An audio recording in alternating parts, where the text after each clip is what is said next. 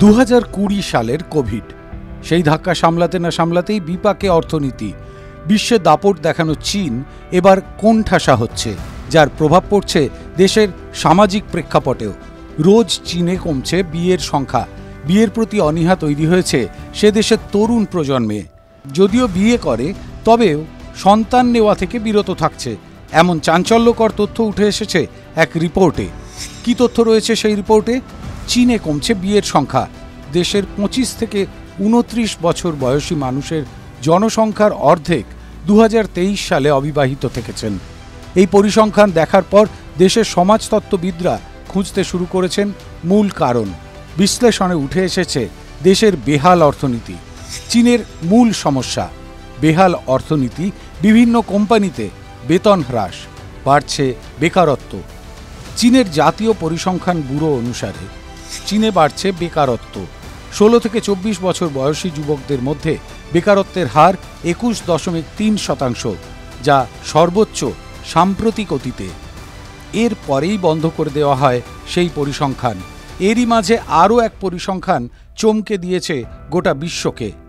চীন জনসংখ্যা ও কর্মসংস্থানের পরিসংখ্যান 2023 অনুযায়ী 25 থেকে 29 বছর বয়সীদের মধ্যে অবিবাহিতের হার 51.3%, 30 থেকে 34 বছর বয়সীদের মধ্যে অবিবাহিতদের হার 18.4%, 35 থেকে 39 বয়সের মধ্যে অবিবাহিতদের হার 8%।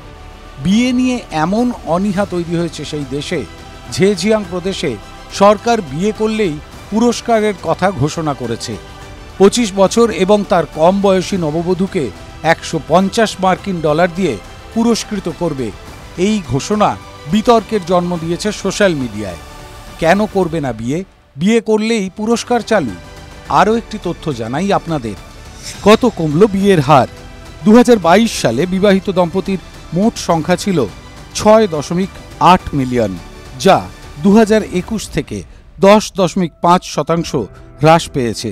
2013 সালে বিয়ে হয়েছিল 13.47 মিলিয়ন।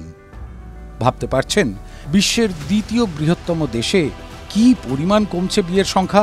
আরও একটা তথ্য, যেমন কমছে বিয়ের সংখ্যা, তেমনই বাড়ছে ডিভোর্সের সংখ্যা।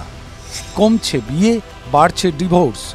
2023 সালের প্রথম 9 মাসে চীনে 5.7 মিলিয়ন বিয়ে।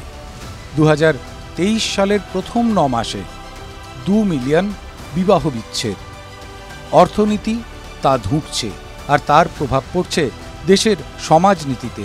একের পর এক সমস্যায় জেরবার চীন। TV9 Bangla digital.